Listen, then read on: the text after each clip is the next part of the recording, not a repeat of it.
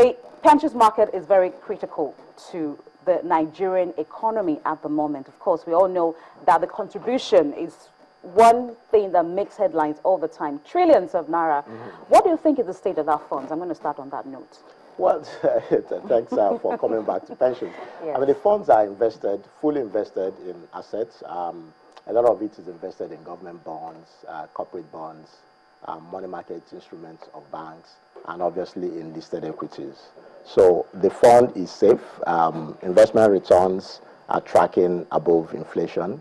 Currently, the average 3-year returns is about 13%, which is above inflation number. So the funds are safe and fully invested.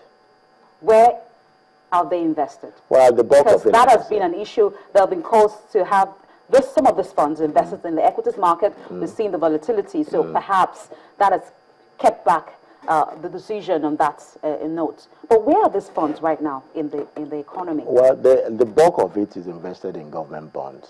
You know, so typically in early stage of a pension market, the safest instrument tends to be government bonds. Okay. And it's very big. The government bond market is very big, and it absorbs a lot of flow. So you have federal government bonds, state bonds, and corporate. We talked about where. I was trying to find out where are we investing our pensions funds. It's trillions of naira. I think a lot of people out there are interested in where this money are going to. Don't forget, we're having some kind of macroeconomic challenges right now. Some salaries are yet to be paid in some states.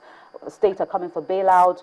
And investment is not really at the level that we all want it to be. But so when we have such amount of money somewhere, we all want to know, how is it being used? Where are they invested in?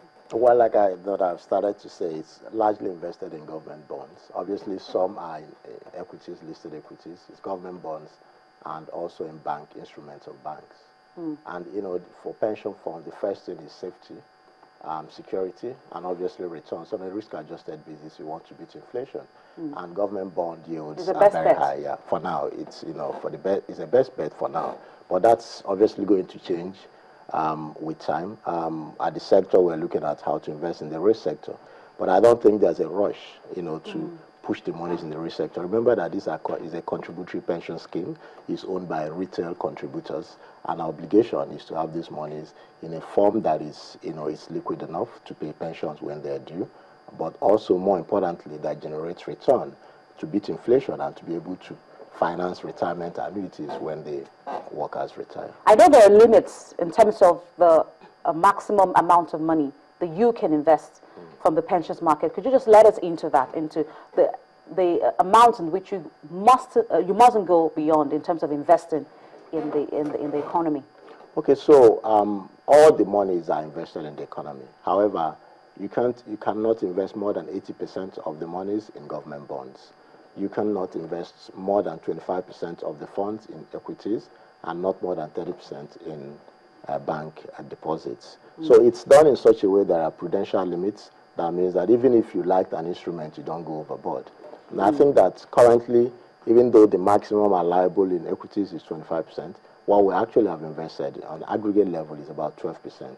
And the reasons are quite obvious. What about the government bonds? Well, the government bonds... Because that seems to have more room. The government bond is about 60%. So far? Yes. So there's still a bit of a headroom. However, I know the argument and the discussions are around the equities market and how these pension funds can be used to invest in infrastructure and all of that. And we always say that you need to trade with caution. I mean, you know that the equities market is volatile. I mean, it still represents the best way to make money long term. But you have to pick the companies very carefully. Unfortunately, even though we have more than 220 companies listed on the stock market, you rarely struggle to find about 30 companies that are investable. So we define investable universe as those companies that are well managed, have credible boards, and growing their earnings and can take in pension funds, because we need to provide returns at the end of the day. But I think the central theme of pension investing is that this money is not for charity, is not, you know, it's not for social, it's not for welfare. It is really, pension funds are commercial investors, and their remit is to invest those monies and make commercial returns, attractive returns, on a risk-adjusted basis to the owners of the money. All right. This morning, I have to say thank you for coming on Business Morning. It's been a pleasure speaking with you. Thank you. Mr. Dave Uduanu. Mr. Uduanu is the MD at Pensions Alliance Limited, and it looked at the insurance sector alongside with the pensions market in the country. Earlier on, we spoke with Dr. Yemi Kale, who is a statistician general at the National Bureau of Statistics.